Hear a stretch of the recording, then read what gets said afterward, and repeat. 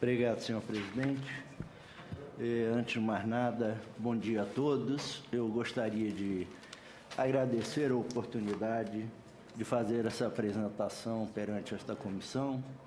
Queria agradecer igualmente a indicação do meu nome pelo ministro Mauro Vieira e, certamente, a designação, caso aprovado por esta comissão, pela presidente Dilma Rousseff. Nos últimos 3 anos e meio, eu tenho atuado como encarregado de negócios da Missão do Brasil junto à Organização dos Estados Americanos. E, nesse período, eu tive uma experiência única na carreira e creio ter conseguido uma visão muito mais acurada da realidade do continente americano. E, caso evidentemente tenha confirmado o meu nome, eu pretendo utilizar essa experiência, não apenas com relação a esse conhecimento sobre o continente americano, mas também os meus quase 30 anos de trabalho no Itamaraty para exercer as minhas funções como embaixador do Brasil em Honduras. Nós temos, nesse período, um desenvolvimento muito interessante. E eu pretendo fazer uma divisão da minha exposição aqui hoje em 2 partes. A primeira trataria das relações, da situação interna e das relações externas de Honduras, e a segunda parte eu trataria das relações Brasil-Honduras. No que diz respeito à situação interna em Honduras, nós vemos, desde 2009, entre 2009 e 2011, Honduras viveu um período de instabilidade política, com uma crise muito séria, inclusive com a saída do ex-presidente Zelaya do poder. Esse período se estendeu.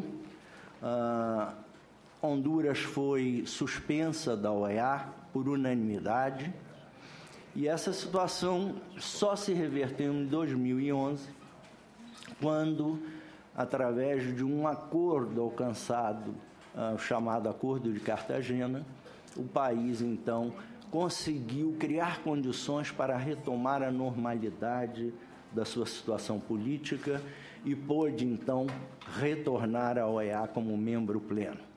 Poderia explicar um pouquinho mais essa crise? Como é que ela ocorreu? Sim. Qual foi Essa crise, na verdade, começou em 2009, quando o presidente Manuel Zelaya ele pretendeu fazer uma consulta popular a respeito da reeleição presidencial. Evidentemente, isso foi muito criticado porque havia uma cláusula na Constituição que proibia a reeleição. A intenção do presidente, então, era fazer uma consulta popular para, caso aprovado, fosse realizado um plebiscito nas eleições de novembro de 2009. Quando ele ia realizar essa consulta popular, no exato dia, 28 de junho de 2009, os militares o retiraram do poder e o levaram para Costa Rica. Então, ficou criada essa situação de impasse. Bom dia, senador. Ficou criada essa situação de impasse e que só foi resolvida 2 anos depois. Mas houve pronunciamento da Justiça nesse caso? Foi acionado o tribunal? Naquele momento, sim, a Corte Suprema entendeu que o presidente estava infringindo uma norma da Constituição. Importante salientar isso. Exatamente. Bom, enfim, como eu dizia, com esse Acordo de Cartagena, Honduras voltou à OEA, a situação se normalizou, e no dia 1º de junho de 2011, então, o Brasil retomou plenamente as relações com Honduras, indicando o nome do embaixador Zeni Krawchuk, que continua em Tegucigalpa até hoje. Bom, Restabelecida essa situação, bom, na verdade, em novembro de 2009, ainda no meio da crise, nós tivemos eleições em Honduras e foi eleito o presidente Porfírio Lobo, que cumpriu integralmente seu mandato até o final, embora ainda com muita resistência internacional. Me desculpe interromper novamente, essa crise é interessante. Houve aquele episódio desse presidente Zelaya, que se instalou na Embaixada do Brasil, em Tegucigalpa, fazia comícios. Qual é a sua apreciação sobre esse episódio? Isso, na verdade, quando ele foi expulso do país em junho de 2009, ele ficou na Costa Rica e depois voltou escondido ao país em setembro de 2009, e foi quando ele, então, pediu asilo na Embaixada do Brasil. E ficou instalado na Embaixada durante 4 meses. Até janeiro, sim. E, justamente em janeiro, quando o presidente Porfírio Lobo tomou posse, aí autorizou a saída do ex-presidente Zelaya, e ele pôde, então, deixar a Embaixada do Brasil.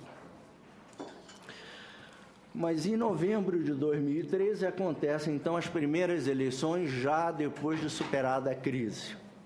Bom dia. E é eleito, então, o atual presidente, Juan Orlando Hernández, que está no poder e começou o seu mandato em janeiro de 2014 e deve terminá-lo em janeiro de 2018.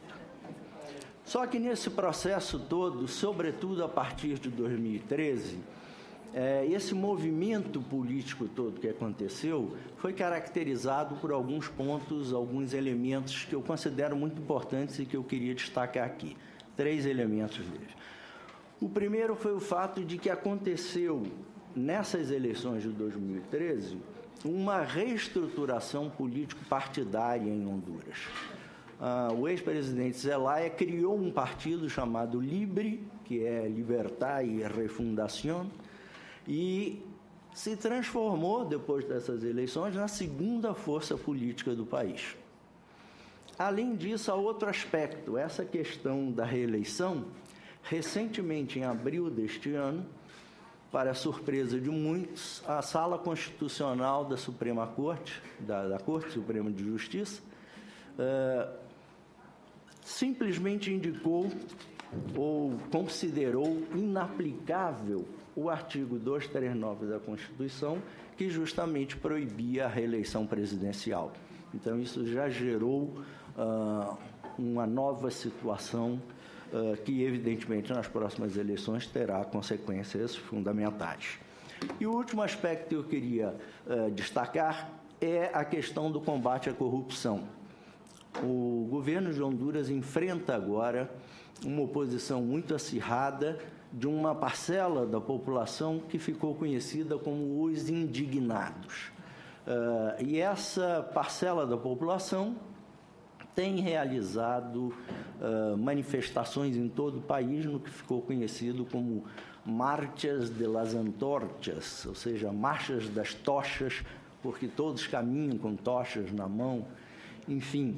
E essas manifestações têm exigido maior transparência por parte do governo e também um combate mais efetivo à corrupção e à impunidade. Há uma queixa muito grande, não apenas em relação ao Executivo, mas também ao Poder Judiciário. Bom, mas diferentemente do que vem acontecendo na Guatemala, onde o presidente Pérez Molina tem enfrentado uma oposição muito forte e tem alguma possibilidade de inclusive, sofrer um impeachment. No caso de Honduras, o presidente Juan Orlando foi muito mais proativo e ele tratou de buscar um diálogo nacional que ele diz ser sem condicionalidade alguma. e de maneira muito viva, ele buscou o apoio da OEA e da ONU para esse acordo, para esse diálogo nacional. A ONU não quis se envolver muito e tem trabalhado mais na parte da supervisão desse diálogo. Já a OEA, sim, está mais diretamente envolvida e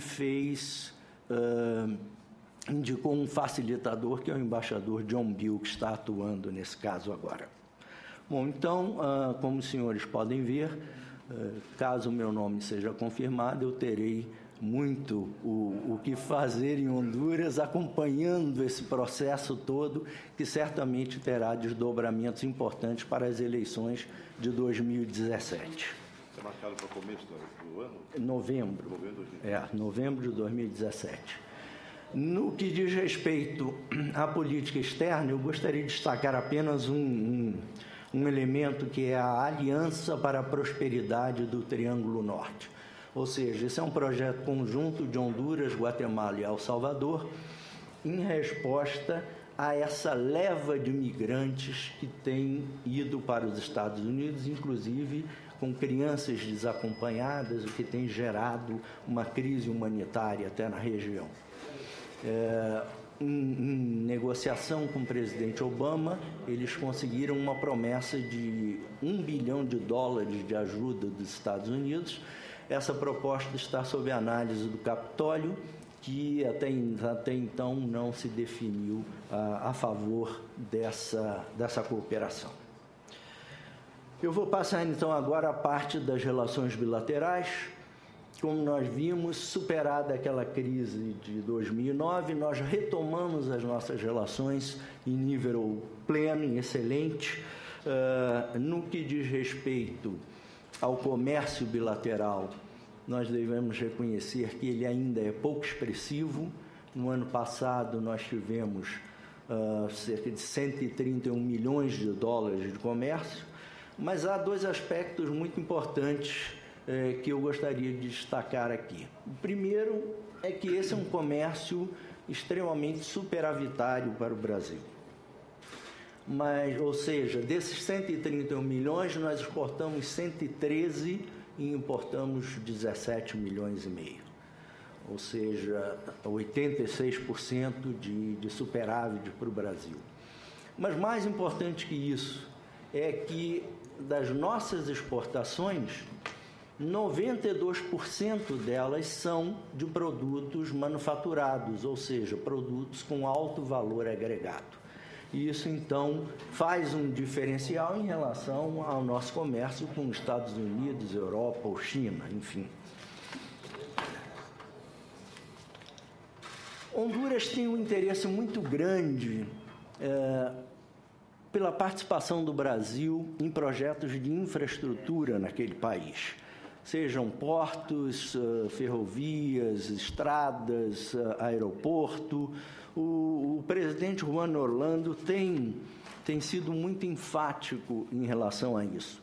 Nós tínhamos algumas empresas brasileiras trabalhando em Honduras.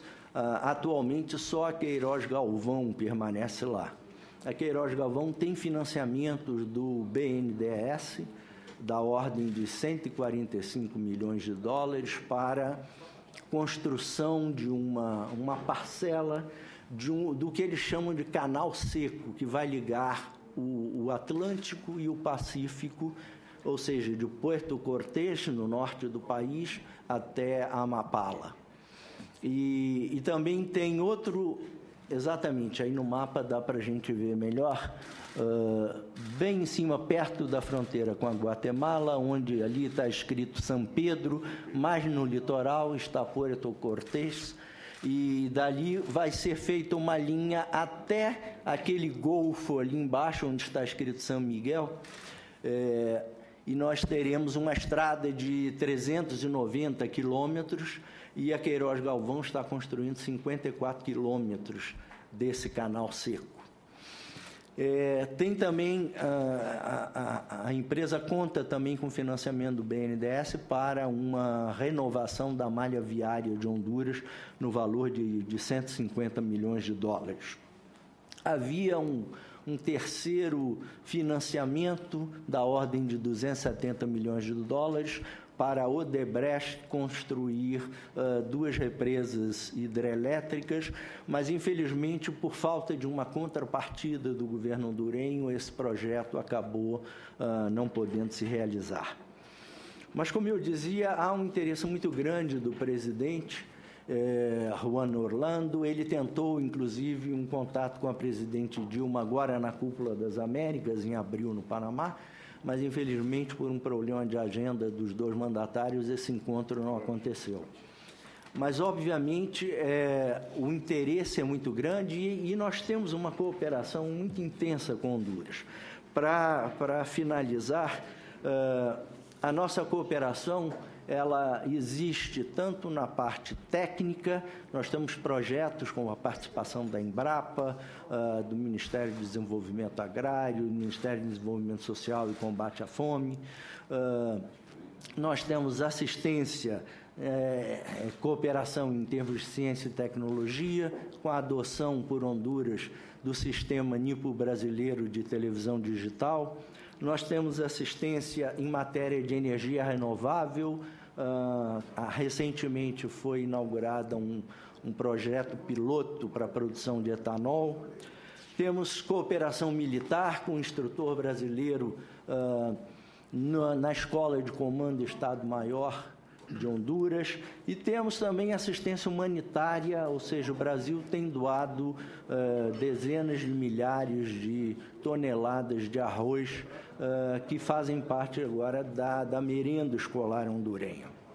Essa cooperação, então, se dá tanto no plano bilateral, diretamente via Embrapa, via ministérios brasileiros, ou de maneira trilateral. Nós temos uma cooperação Brasil, Honduras e Estados Unidos, que atua na parte de biocombustíveis, de produção de gergelim, de apicultura.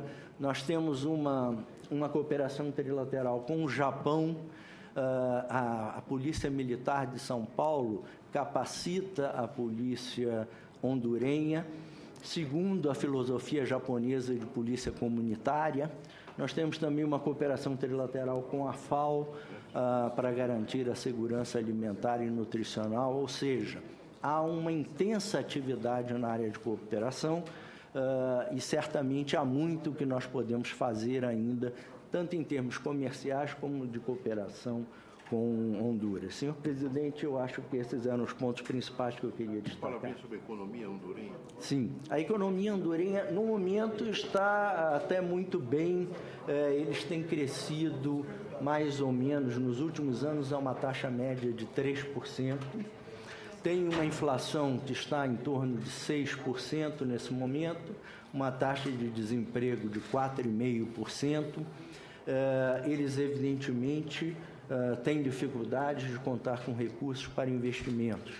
Mas, recentemente, o FMI, que já tinha feito um empréstimo ao governo hondurenho, esteve lá no país para uma avaliação desse empréstimo, ou seja, do que se comprometeu o país a cumprir, e considerou que o resultado foi muito bom, tanto que renovou esse empréstimo por mais alguns anos.